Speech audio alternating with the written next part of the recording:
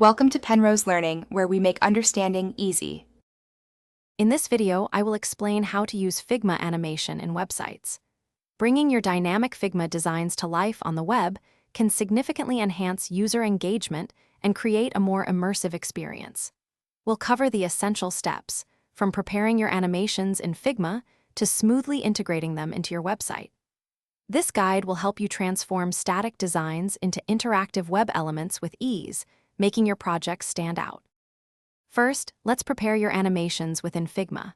Figma's powerful prototyping tools allow you to create intricate interactions and transitions.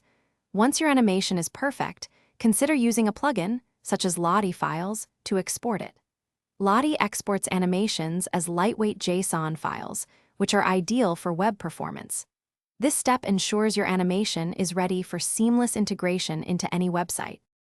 Now, let's integrate these animations into your website.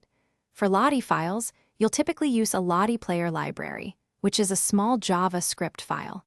You can then embed your animation using a simple HTML tag referencing your exported JSON file. This method offers excellent control and performance. With just a few lines of code, your Figma animation will be beautifully displayed on your web page. Finally, let's discuss best practices for optimal performance.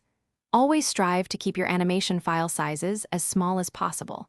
This ensures quick loading and a smooth user experience. Test your animations thoroughly across different browsers and devices to guarantee consistent playback. Implementing lazy loading for animations that are not initially in the viewport can also significantly improve your website's overall speed and responsiveness. Thanks for watching. If this was helpful, leave a like and consider subscribing. See you next time.